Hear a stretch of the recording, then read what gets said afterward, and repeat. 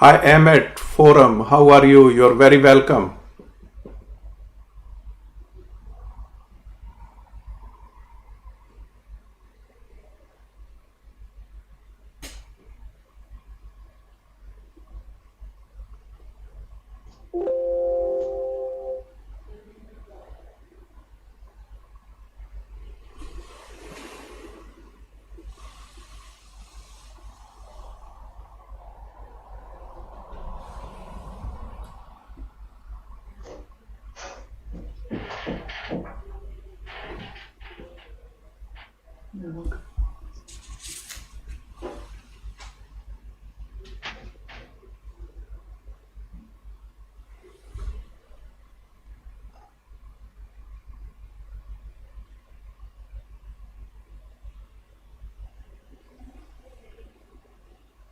Emmet, you are getting my voice?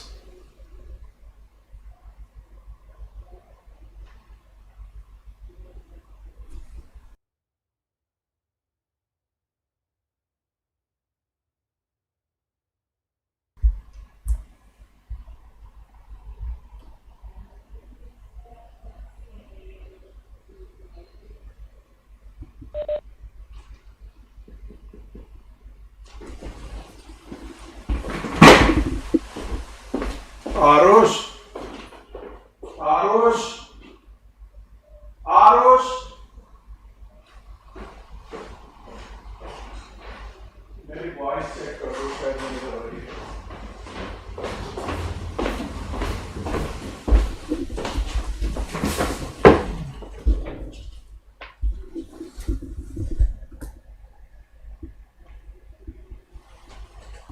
Muted थे, उसको unmute कर दिया. Hello, Mr. Shukla. आपने उसको म्यूट किया. I'm very good. How are you, Emmet? I'm good.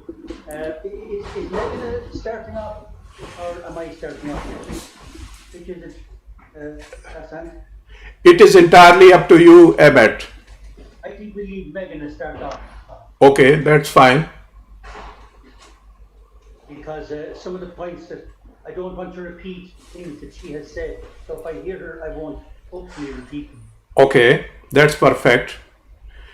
There's one difficulty actually, that from India, that internet connection is not supporting.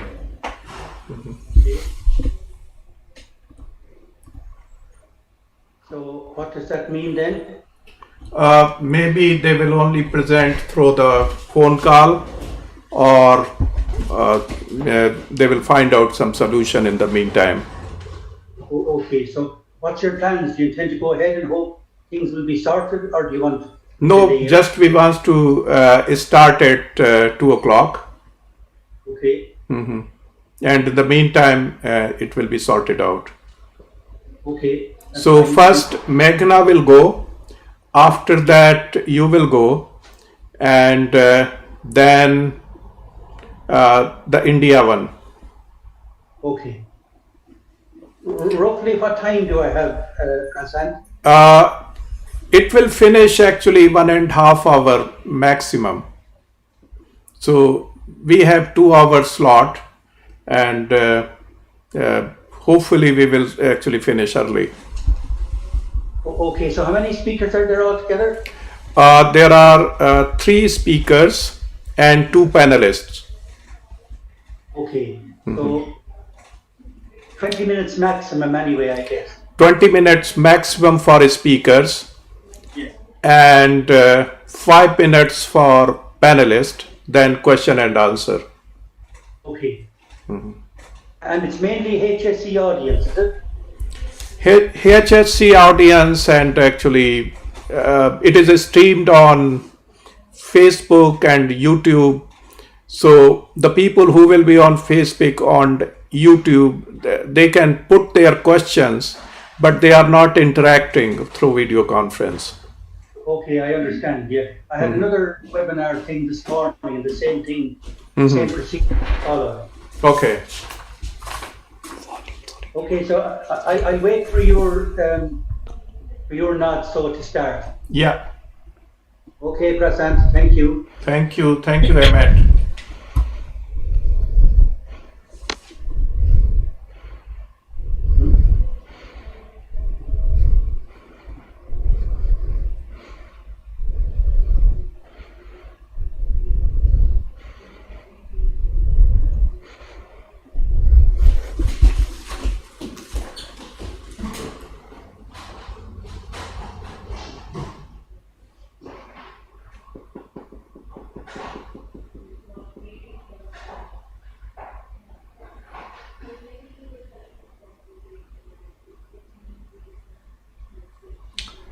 We are waiting for Meghna.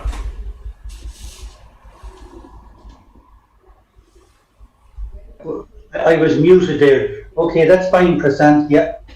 Yeah. I see her on the screen anyway when she comes up. So I think she's gone at the minute. She's not here.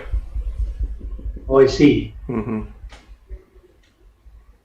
Do you want me to ring Gagan and Megan? Yeah, please, if you Okay. have her number. Yeah, Emmy's doing that now. Yeah.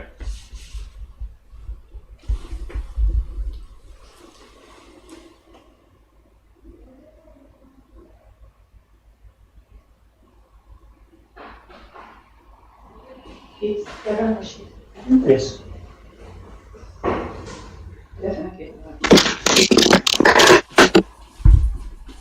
Oh, there's. Who's that? Oh, that's going to be other speak. आपके पास कोई muted इसमें muted It's 14 hours. Mary voice. नहीं किसी और की Oh, that's okay.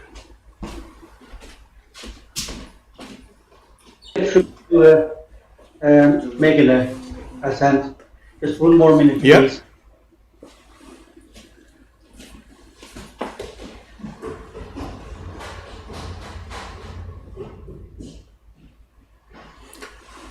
How are you, Forum?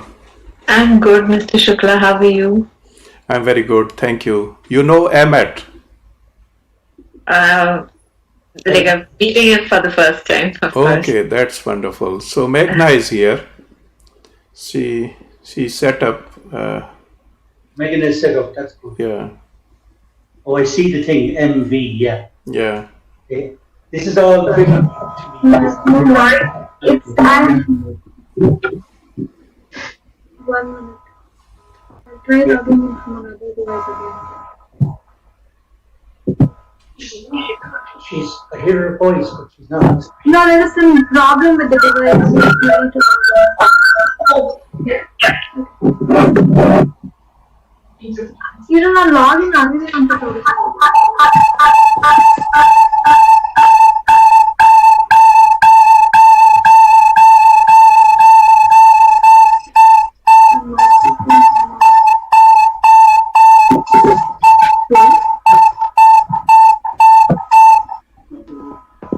Okay.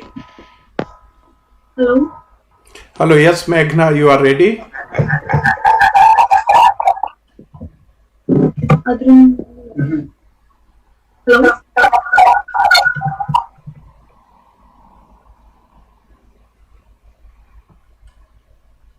I see Narendra.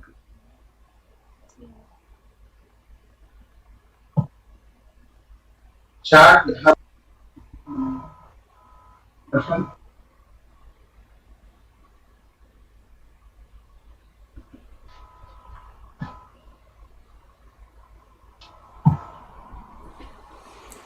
Meghna, you are ready to go?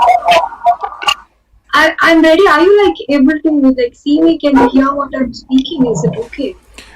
Can you actually put your microphone a bit closer because voice is not clear. Give us a Yeah, 1 minute.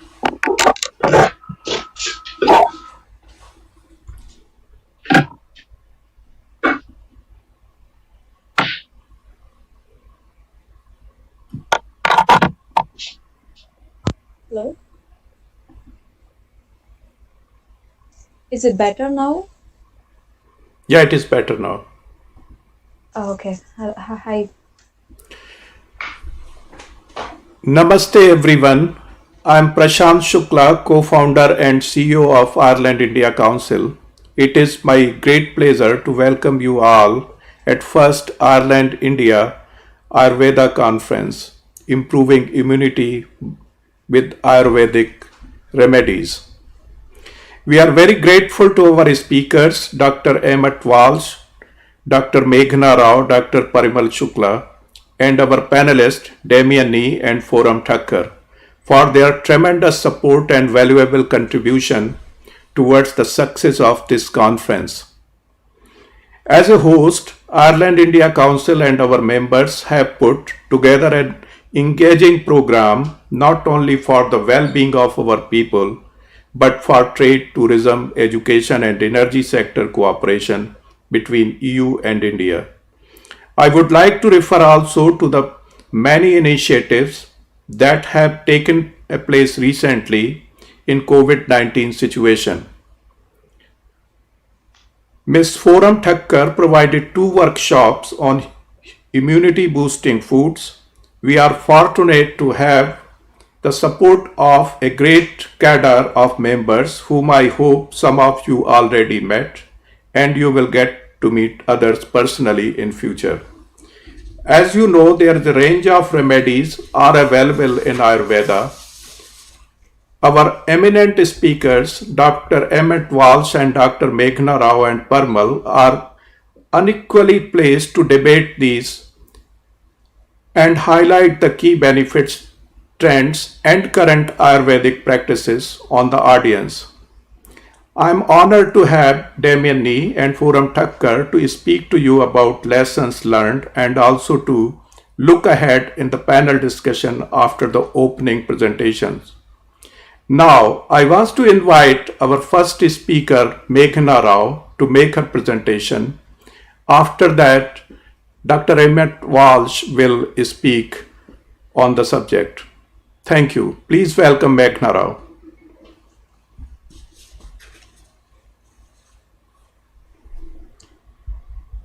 Yes, Meghna, you go ahead. Hi. Namaste to everybody. Thank you so much for the opportunity being provided wherein I can share the Ayurvedic perspective towards immunity development. I'm sharing my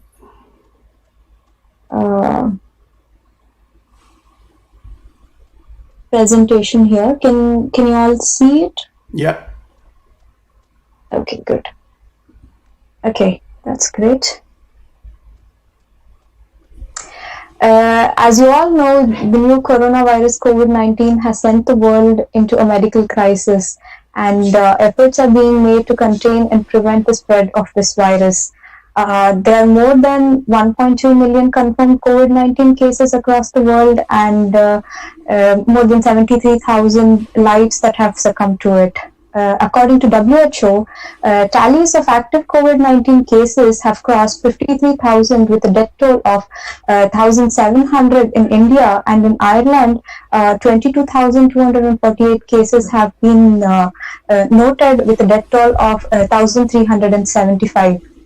Despite the paramount efforts by the governments of India and Ireland, rapid spreading of COVID-19 infection calls for an eminent need for realizing treatment and intervention options to seize the spread of this COVID-19.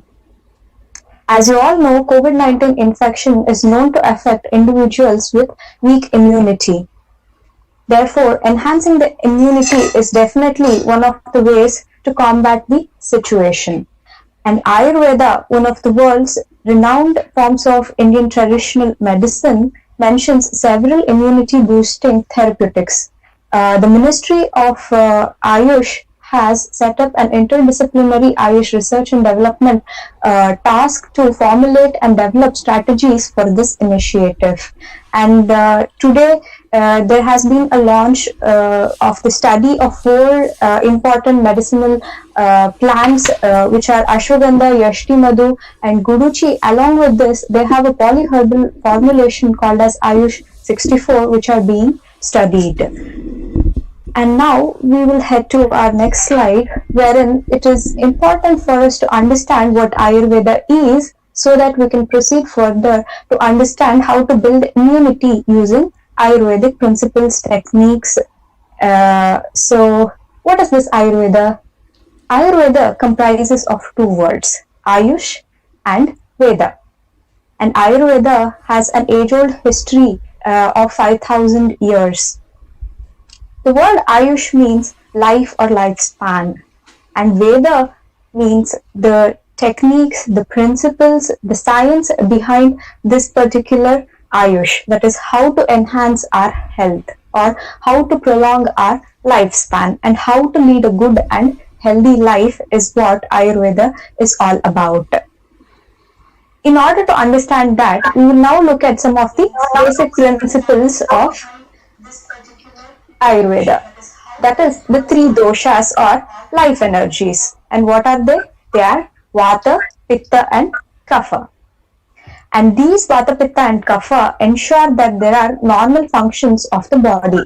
Vata dosha maintains the cellular transport, electrolyte balance and elimination of waste products in our body. And Pitta dosha regulates the body temperature, the optic nerve coordination and hunger and thirst management. And Kapha dosha helps in providing lubrication to the joints and also for its proper functioning. The catabolism of the body is believed to be governed by Vata dosha and metabolism by Pitta dosha and anabolism by Kapha dosha. For a healthy state, a balance of these three doshas is necessary. Apart from doshas, there is another concept which we need to focus on, which is called as dhatu. The dhatus are the tissues which are present in our body, and there are 7 different dhatus, being the Rasa, Rakta, Mamsa, Meda, Asti and Majja dhatu, which is the plasma, the blood, the muscles, the bones, the bone marrow, and the dhatus which are responsible for the reproductive organs in our body. And then we have the malas. And what are these malas? Malas are the waste products which are produced in our body. They have been divided into 3 groups, which is Mutra, the urine, Purisha, the feces, and Swe, the sweat. Ayurveda explains that if there is balance between these components, wherein we will be looking at the definition of swastha. What does it say? Samadoshaha samagnischa samadhatu malakriyaha prasanna atma indriya manaha swastha ityabhi dhiyate. And as you can see, we have looked at the doshas, the dhatus, the mala, the agni. There is another important concept which is the manas. Ayurveda does not look at mind and the body as 2 separate entities. It is considered as one entity, or when you target one entity, the other also has some effect on it. You know, that together, they go hand in hand. For every disease that is being caused in our body, these 2 factors are responsible, or they are inseparable, I would say. And also the proper functioning of the indriyas is also necessary for somebody to be called as a swastha individual. And how do we attain the state of swasthya or health? Through dinacharya and rutucharya practices, wherein in dinacharya we have the daily regimen. What is it that we have to follow from waking up in the morning till we go to bed again? And then there is the concept of Ritucharya, which talks about what are the different regimes that we can follow in different seasons. And when one does not follow any of these regimes, that is when a disease develops in our body. Now we will look at the Ayurvedic perspective of immunity, which is a holistic approach. In Ayurveda, we cannot see there is no such thing which says just immunity. There are 3 concepts in Ayurveda which are Vyadikshamatva, Ojas and Bala. And these 3 things, if enhanced within one person's body, it helps him to build the dhatus, which are that is the body tissues, and then it also builds up the strength of the person to fight against any disease. So the basic concept of immunomodulation not only existed in Ayurveda but is being really practiced by the Ayurvedists for centuries. In fact, one of the therapeutic strategies in Ayurvedic medicine is to enhance the body's overall natural resistance to the disease causing agent rather than directly neutralizing the agent itself. This is something that we have to concentrate on in order to build the immunity of the individual. And what is this Vyadikshamatva? Vyadikshamatva is the antagonistic to the strength and the virulence of the disease. It is the capacity to inhibit and bind the causes and the factors of the disease. And what is this Ojas? Ojas have direct influence on the body's defense against decay, degeneration and infections. And now, what is this Bala? Bala is the factor that destroys the disease-causing factors. Thus, the principles used in building these can be incorporated on a larger context wherein we can say that we're building the immunity in our current situation.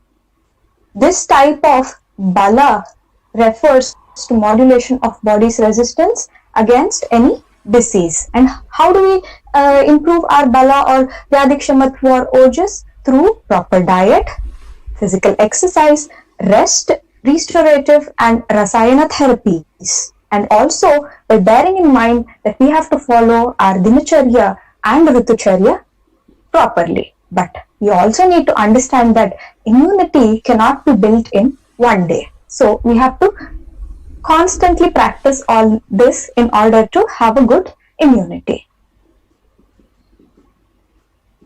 We'll look at a concept wherein, what is COVID-19 situation? How would Ayurveda look at COVID-19? So there is Janapadodvamsa, there are Aupasargika Rogas, and also there is the concept of Ritucharya, which we discussed earlier on. So when we don't follow this Ritucharya properly, what happens?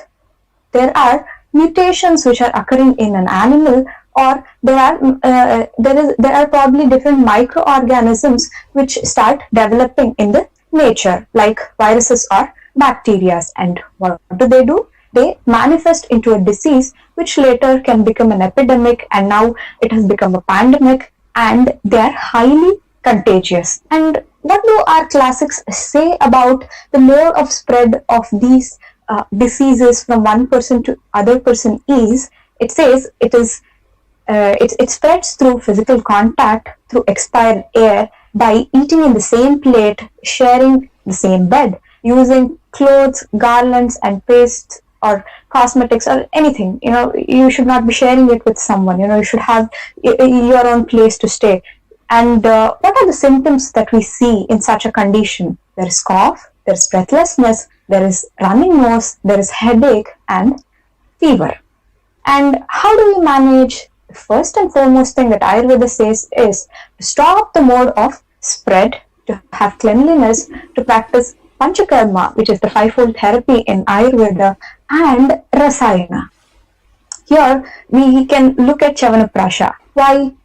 Because we're talking about COVID-19, which affects the Pranavaha Srotas or the respiratory system. And Chavanaprasha also has an impact on the Rasavaha Srotas, and Rasa, Rakta, all these dhatus in turn are what leads to the formation of the ojas in our body. And what lesson do we learn from here? We see that these pandemics are not new to our civilizations. Even during Vedic period, communities experienced such pandemics. Ayurveda has a conceptualized explanation of what is a pandemic and how to address it, as you can see in the slide. There is a relationship between the agent, the host and the environment. It would be wise to learn from our previous generations and not repeat the same mistake, and look into how these principles can be incorporated in our current fight against COVID-19. What is Rasayana? Rasayana means to replenish Rasa, Rakta, Adi dhatus, which in turn builds up the ojas or our immunity. And what exactly happens when you take this Rasayana therapy? It delays the aging process, it increases your longevity, your intelligence, and most importantly, it provides disease resistance to the individual.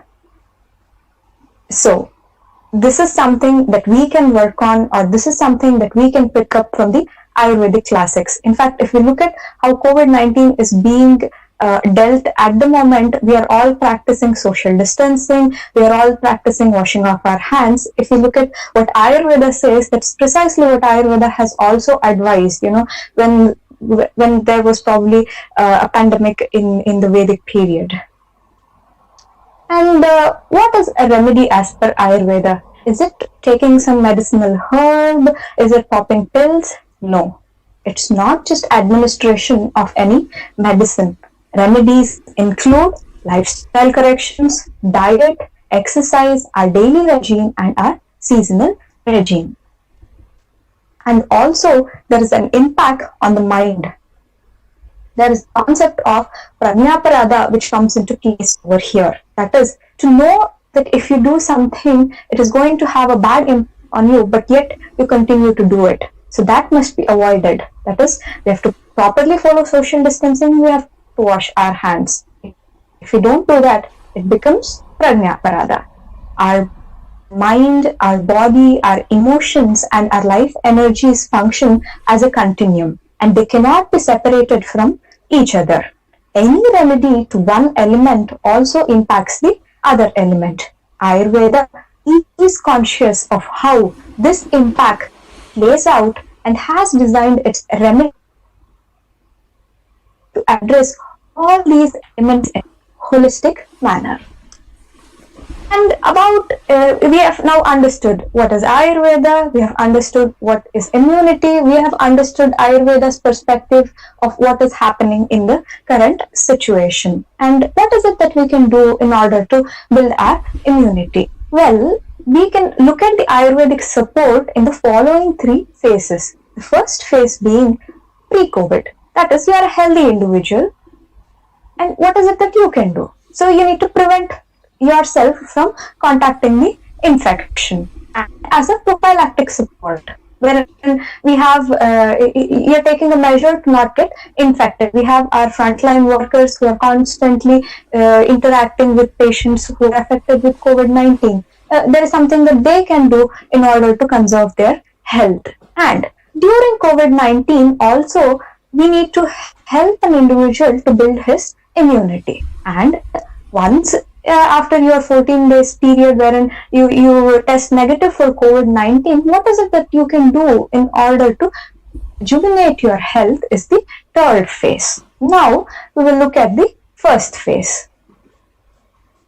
The first phase, which is the preventive and the prophylactic support. And who can benefit from this? All the healthy individuals, specifically the frontline staff and the vulnerable categories. And like we discussed earlier, first and foremost thing is to avoid aparana. And then we have Herbal and Gandush, which are the concepts that come into your daily regime. It is something that all of us can practice every day. And what do we have to do over here? We can use sesame oil, we can use coconut oil and hold it in our oral cavity for 2 to 4 minutes, and later we can spit it out and gargle our mouth with hot water. And we can use the practice of nasya.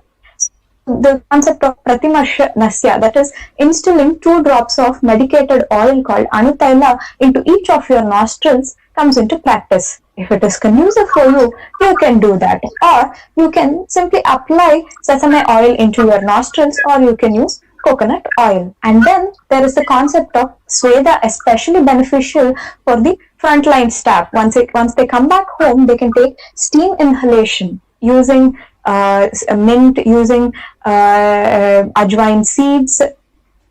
And then in your diet, what is it that you can do? You can include the use of turmeric, you can include the use of cumin, you can include the use of garlic, the holy basil, mint.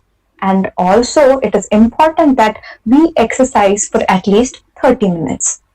There is our sister science to Ayurveda, which is yoga, which describes about the various postures which we can follow. And one of the highly beneficial sequence of postures is the Surya Namaskara or the sun salutation that we can follow. And also, our mental health is of importance over here. It is vital.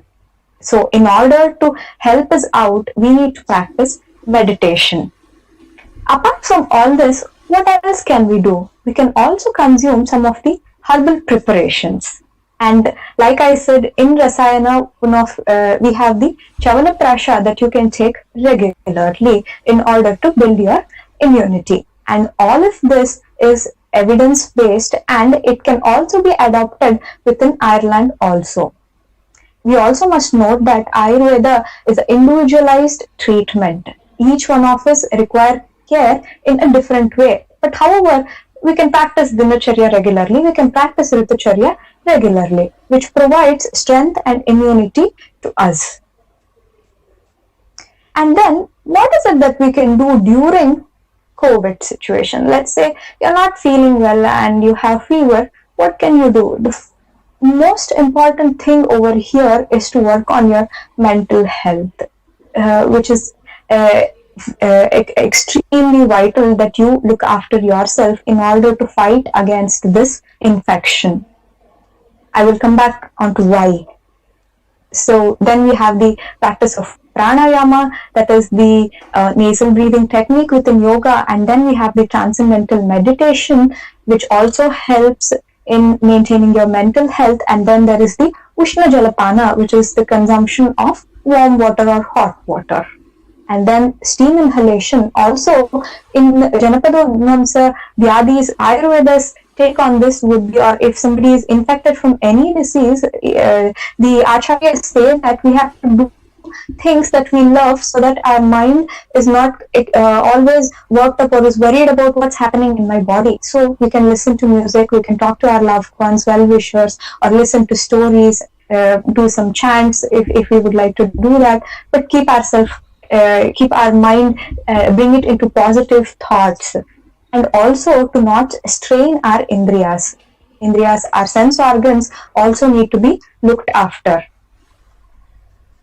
And then post-COVID period, that is, you don't have the fever any longer. What is it that you can do at this stage? You can take rasayana, that is Chavanaprasha, or any other rasayana which acts on your pranavahasrotas. Your pranavahasrotas is your respiratory system. And why is so much importance is given to rasayana chikitsa is because it is vast, it is effective in prevention as well as in the management of these type of diseases.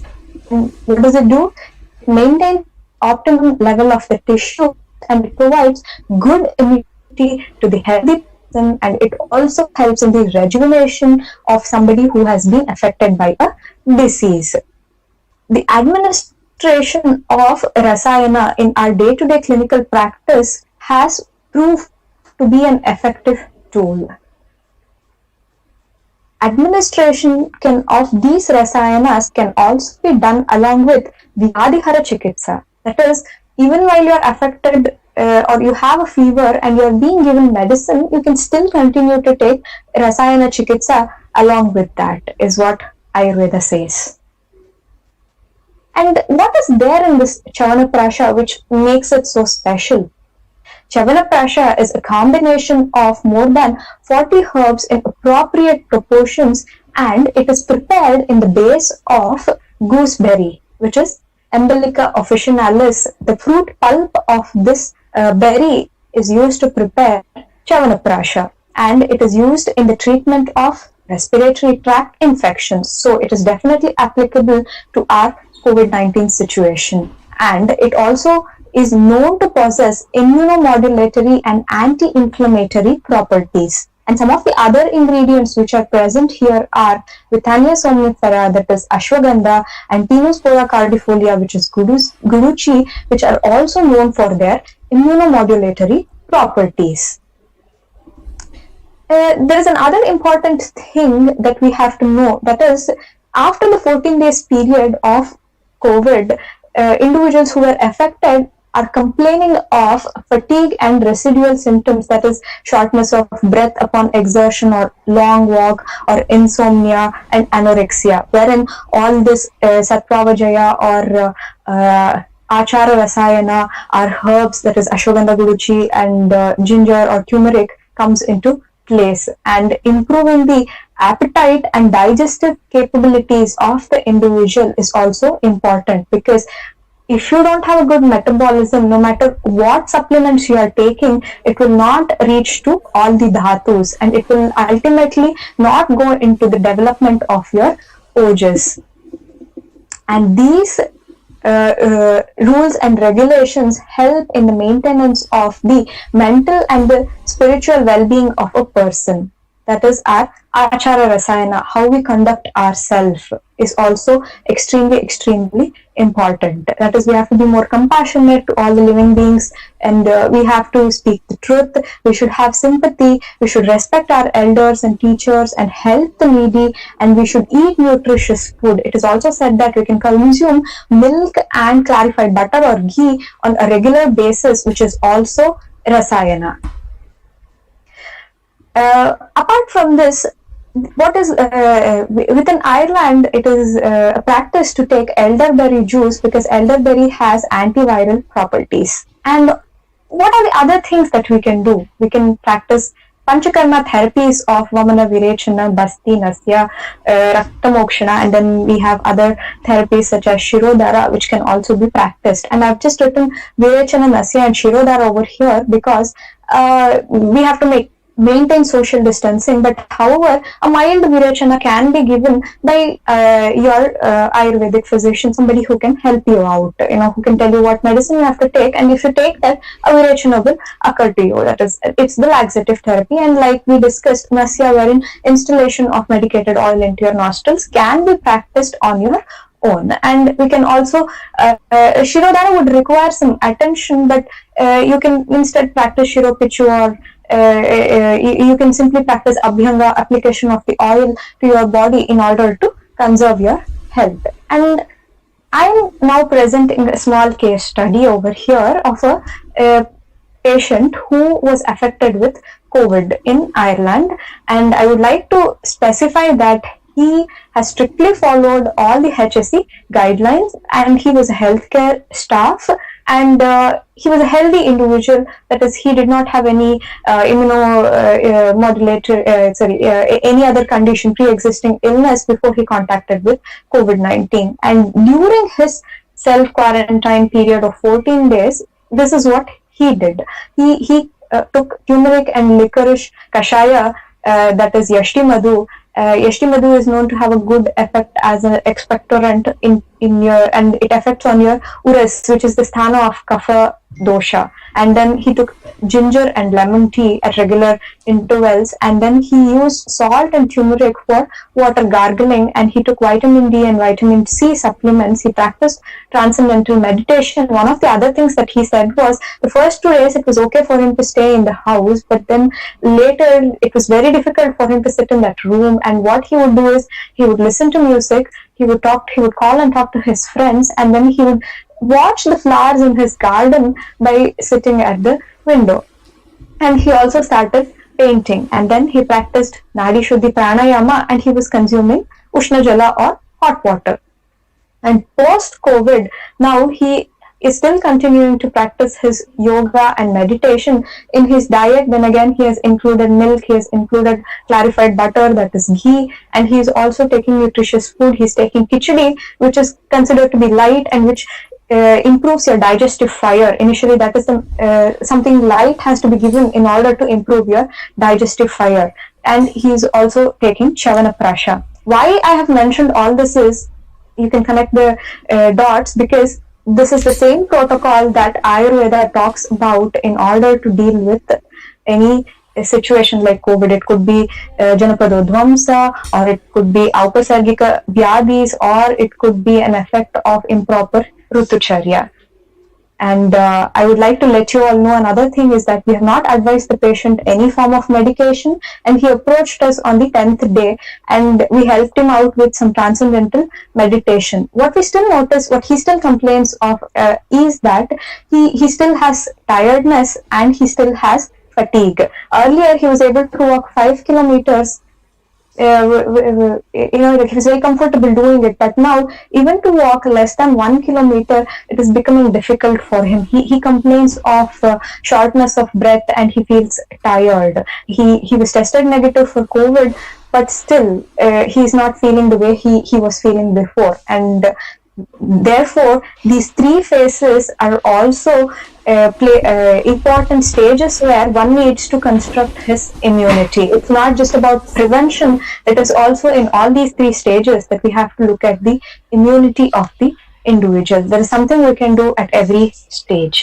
And these are some of the references that I used to prepare my talk up until now, and I would like to thank Prashant Shuklaji, Ireland-India Council, and HCC Ireland for giving me this opportunity to share the different aspects of Ayurveda in building immunity and in understanding COVID-19 in a way that Ayurveda would look at it. And now we have Emmett Walsh, who is the founder of Roscoe Clinic, the clinic which I'm associated with, and he will be sharing his thoughts about COVID-19 immunity and the effects of medicinal plants which are found in Ireland. Thank you.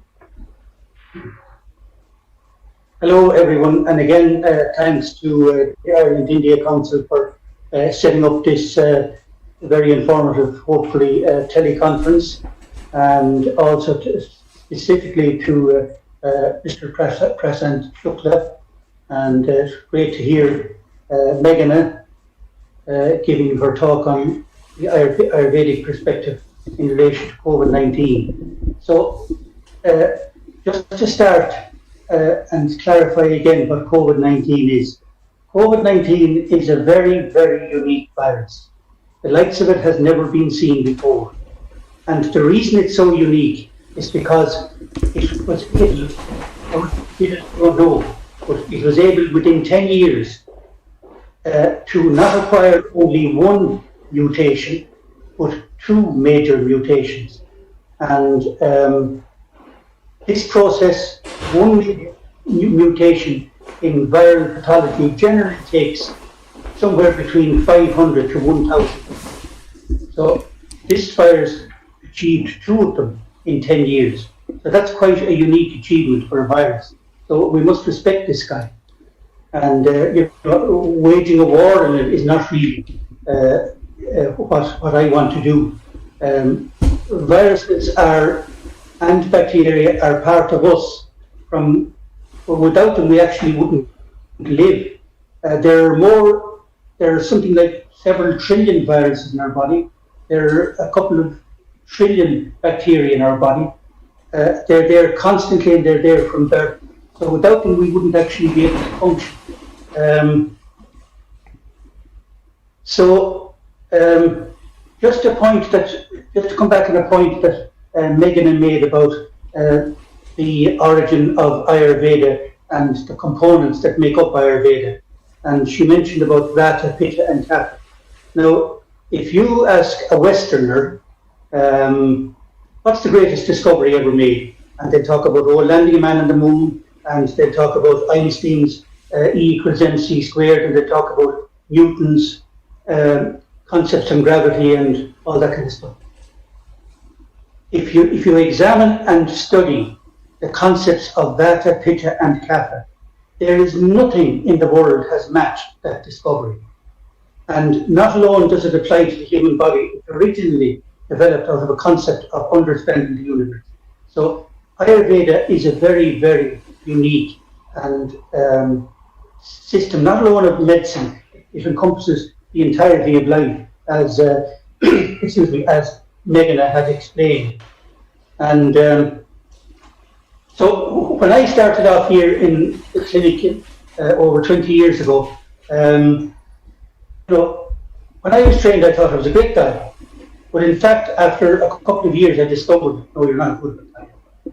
There's an awful lot of misunderstandings in your practice, and this got under my skin. I don't like failure, so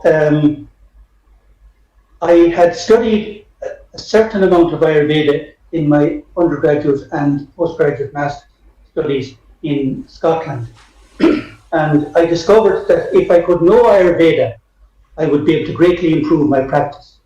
And I got fed up with failures, things that, I'm not talking about failure generally, I'm talking about specific cases which I considered should have responded to the treatment I was being given. I was giving the patient, and it wasn't happening. But when I embraced Ayurveda and incorporated Ayurveda into my practice, things changed virtually overnight. And one of the things that we introduced, apart from the whole concepts of diet and the understandings that Meghana has spoken about, is we introduced the practice of clinical panchakarma, which is an absolutely essential component to be able to provide a full and proper medical care system to humanity. And if you look at this thing here behind me, I think, or hope you can see it, this poster, Roscoe Clinic is an effective, hopefully, we hope it is, an effective primary care medical centre using natural medicine. And we incorporate Western herbal medicine, Ayurvedic medicine, physical therapies, mental health and wellness and empowerment. Now the latter two areas Meghna has covered, so I won't go into too much, other than to say that it is very, very important, and far more important than what's considered in the West, where the body and the mind are split apart. And the fundamental mistake that people in the West are making, and okay, well, I'm labouring the point, it is very important to understand these things. The fundamental point is that you will not solve a problem if you start at the gross level. You must start at the subtle level to solve a problem. And this is one of the great contributions of Ayurveda to science in general and to problem solving in general. And it's something that is completely missing virtually from Western science in all areas, including psychology. So when this COVID-19 thing started, we were confronted with a responsibility, because I've taken the Hippocratic Oath. And just to clarify one thing, we're not referred to as medical doctors in Ireland. Well, we are trained similar but different, I guess, to Ayurvedic doctors. And we are actually medical herbalists, physicians. That would be, I suppose, our correct title. We're the inheritors of the Western tradition of physicians in the West. And so, again, getting back to COVID-19, and I have somebody here beside me, and maybe Prasant would alert me as well if I'm going over time. So I don't mind being told, Emmett, you have enough said. I don't mind that. You have enough time, Abbott. So go ahead. Okay. As regards COVID-19, the factors that or the influences that we used to respond to the needs of COVID-19, the COVID-19 crisis, and specifically to patients themselves, was based on a number of factors. First of all, our own experience dealing with viral infections. Secondly, and Meghna has mentioned this, the absolute centrality of diet in building up immunity.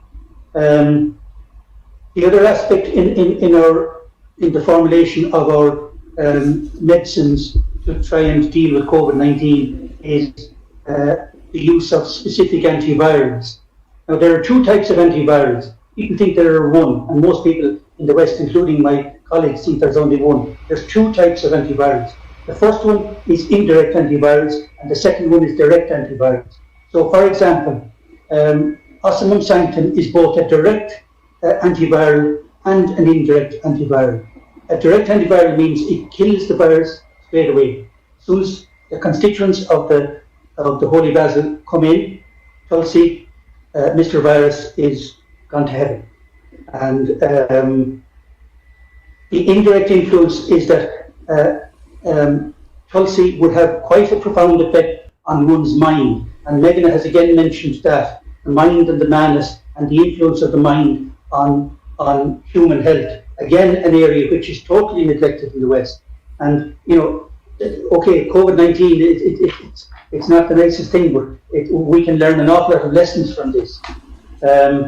So these would be the components. And of course, the other major component then was the influence of Ayurveda in how you would understand and tackle a problem. And when Meghna was giving her talk, she mentioned about once the person recovers from COVID-19, that herbal medicine is very suitable to deal with that area. And I had a diagram worked out there somewhere now. Oh, I must have it here. Now, just before I go on, a central aspect of our kind of understanding to address this COVID-19, using both Ayurvedic principles and Western principles, would be that many hundreds of years ago, a concept developed. There were 4 layers of immunity that an individual had. And this is actually within the classics of Ayurveda as well. So when you consider that the classics of Ayurveda were written 5,000 years ago, and the Johnny-come-latelys of Western science only understood these concepts less than 500 years ago, it's again another example of how great Ayurveda is. So the 4 barriers, and I actually must give credit to the authors of these. I actually was listening to a talk this morning given by Simon Mills and Kerry Bowen on this COVID-19 thing.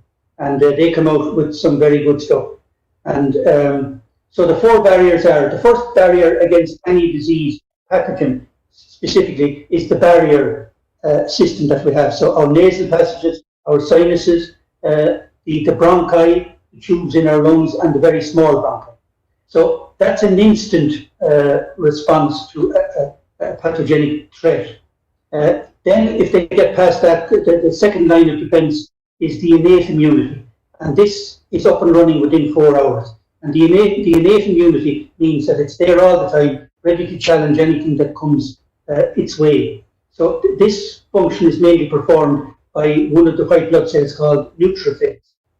And these boys get very busy, and if their defenses are broken down, we move into the 3rd phase. And things are beginning to get serious now, because at this stage we have inflammation and fever starting, and in the early part of this stage 3, and in the second part of stage 3, we have a worsening of the inflammation and a rising of the damage due to inflammation, and we have the early initial or maybe the advanced stages of shortness of breath. And in this area, it's the monocytes, another type of white blood cells, are very active boys in this area.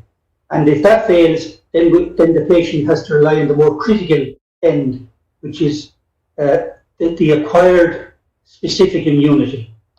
And we don't have it. That's the problem. We don't have an acquired specific immunity for COVID-19. It's a novel virus. And remember what I said earlier, that it mutated in 10 years, what normally should take between 1,500 and 2,000 years.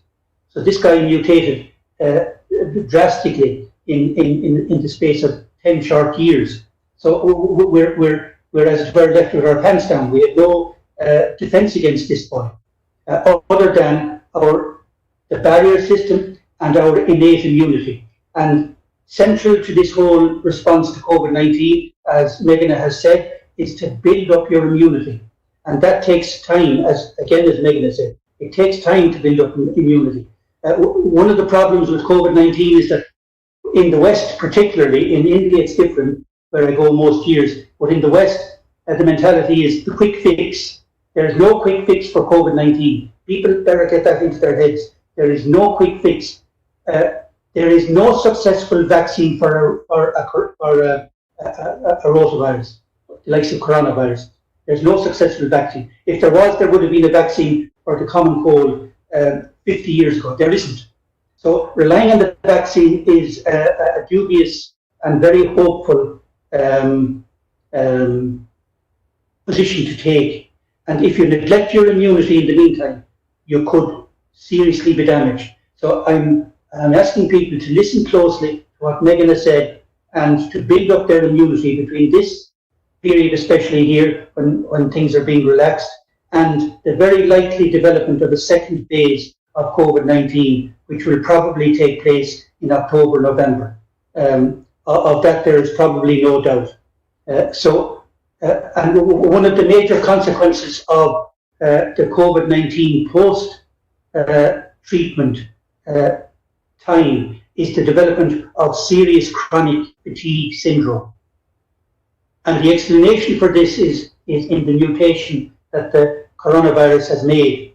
The coronavirus made 2 mutations to develop into this COVID-19. The first one was it acquired these spikes, and on the end of the spikes was a particular boy who prods the ACE2 inhibitors in the lungs, or receptors in the lungs. And this causes the virus to open the door to get into the lung cells. And when it's in, it just replicates because it uses the DNA from the from the respiratory cells to multiply itself. And each cell could produce 1 million viruses, I don't know, but it's huge numbers anyway. And it's quite an intelligent boy, this guy.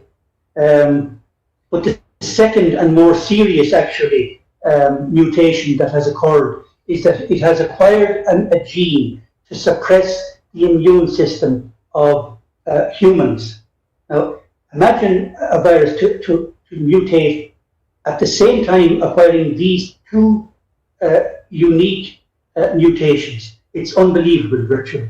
Anyway, we are where we are. This is what we have to deal with. But the consequence of that mutation, where the immune system is depressed, means that the virus can multiply itself and run around the place and do whatever it likes. But when it's over, and this is something that we have seen in clinic here, and we as medical herbalists and as physicians of natural medicine have understood for well over 20, 30 years, is that viruses, when they're apparently not active, and when the person is not suffering from apparent symptoms, what the virus does is it heads for the one place in the body, and there is only one. There's only one place in the human body where a virus is free from the actions of the person's immune system, and that place is within the nerve axons themselves. That's the only place. There's no blood getting in there. There's no antibodies getting in there. There's no nothing. It's free for all for the viruses when they're in there.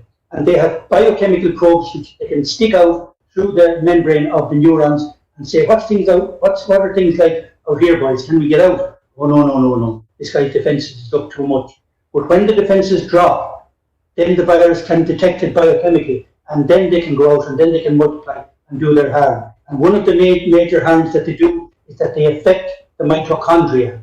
And the mitochondria are the energy production systems. And if you damage them, the person is lethargic, it's tired, he's weary, he's everything. And of course, the immune system depends on energy to function.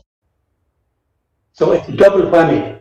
So this comes back to justifying the natural medicine approach to dealing with COVID-19. Because if you eat well, you're going to be taking in the flavonoids and the other things which are antiviral, antioxidant, and support the immune function critically in a constant way, not just every so often. It's constant. If you eat properly, take appropriate herbs properly, under the guidance of a properly qualified professional, then you will very likely be safe. Okay, you may be lucky to have a tremendous immune system. There are those people there. Most people can actually deal with the COVID-19. But for those poor, unfortunate people that can't, it's a tough passage. So I'm advising you, build up your immune system. Follow the guidelines that Megan outlined. Go through this video again and read them and listen to them and take down notes and do what Megan has said, and you'll be okay. Very likely you'll be okay. So what will I see? I must be near the end now, Mr. Shukla. Yeah, I think I pretty well. Oh yes, the other area, sorry, just one other area that we have found to be very beneficial in responding to people's needs, whether it's COVID-19 or whatever, is the use of panchakarma in responding to people's needs. And I just don't have enough time to go through what panchakarma is, but you can Google it, and we have been offering it here for the last 15 years, and it's an essential plank of our treatment. And it's at this point that we're really missing it, because we've stopped using panchakarma since the 1st of March, since this thing broke out. And thank you very, very much. And thank you to Mr. Shukla, and thank you to HSE. And I hope I didn't offend anybody. Thank you.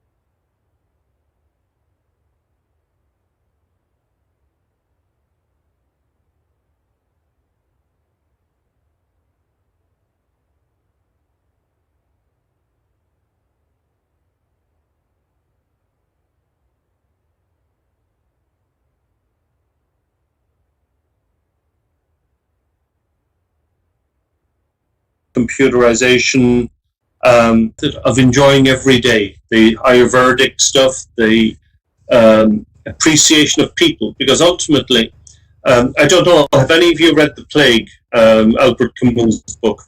And if you haven't, look it up, CAMUS, look at the quotes. I read it when I was 12, and it had a huge impact on me, that so many certainties that we have, we take for granted. And when something like it was about the Black Death, but it was also about the symbolic rise of Nazism, that whilst we're all individuals, things like this affect us all as a society, and that we must learn as a society to adapt and do whatever it is so that every other individual can maximize their life situations, and that, the one that we might do much good, but we can try not to do any harm. And so I see the sense of self and the looking inwards as being so much more important. And I have a great love of India. I've been there, I don't know, 10 or 12 times. And the philosophy and the attitude and the reverence for education, the appreciation of how education can change your life and change people's lives, is something that in many ways in the West people are taking for granted. And but the important thing is as well, and what that meeting was about, is that we must all take care of each other. And Ireland has been very slow in adopting the compulsory use of masks. And some kind of face covering, to my mind, should be absolutely essential for shops, offices, public transport, or meeting any groups of people, because it mightn't stop me getting it, but it'll certainly hugely impede my giving it to other people. And if everybody wears it, we mind each other. So forgive my rant, and my apologies for missing the stuff, because the little bits that I heard would have left me much wiser if I'd heard them all. And everybody's so impatient to be let out and around and do stuff. And that will be grand if we all take adequate precautions of washing the hands, wearing the face mask, wearing the visor. And Prashant has done amazing stuff in helping source things from India that will hugely lessen the impact. Okay?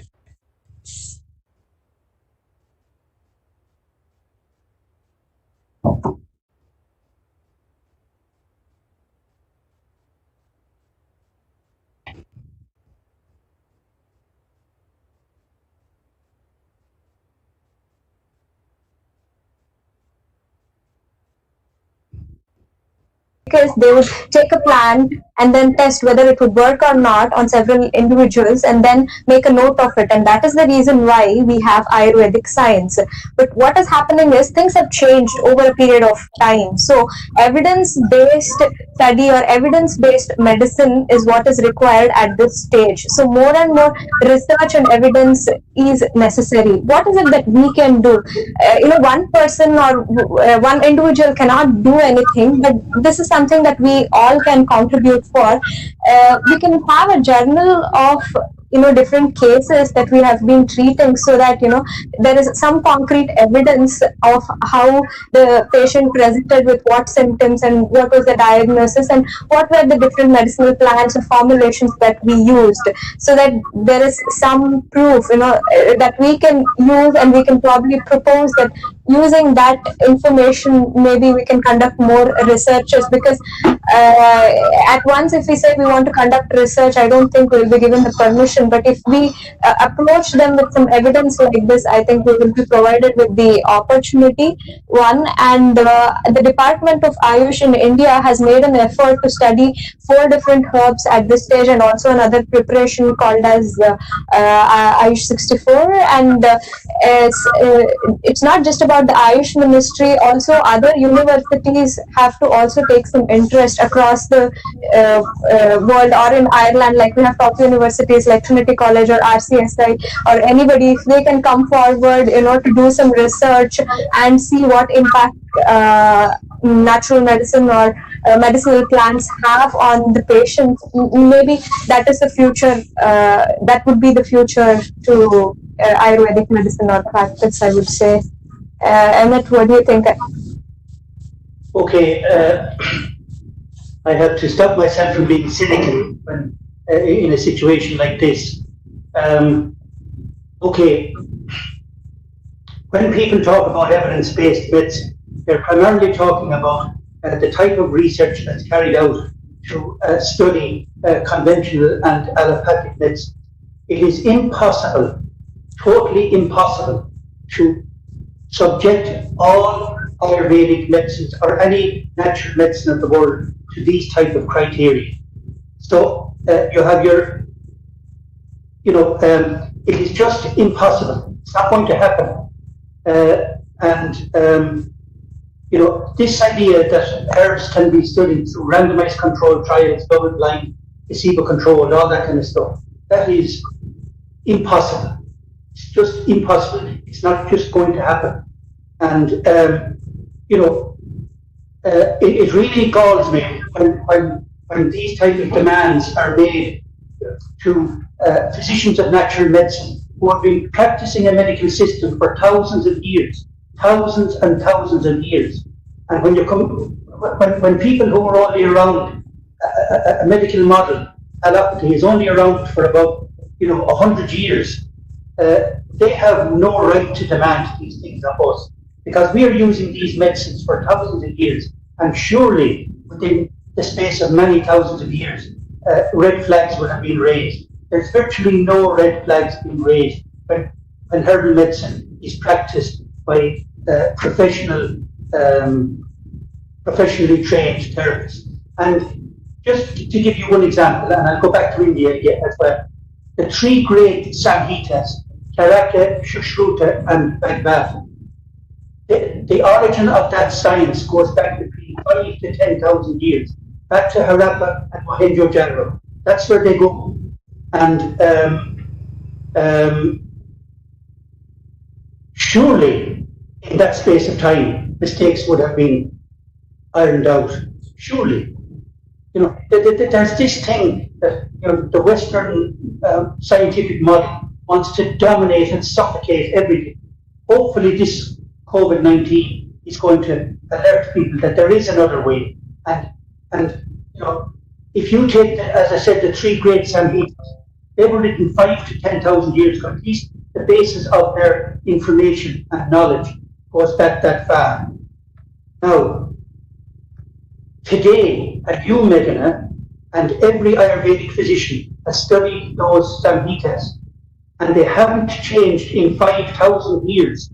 If you look at any of the 5 major allopathic medical journals, the likes of the Lancet, the British Medical Journal, etc., 75% of the published data is incorrect within 5 years.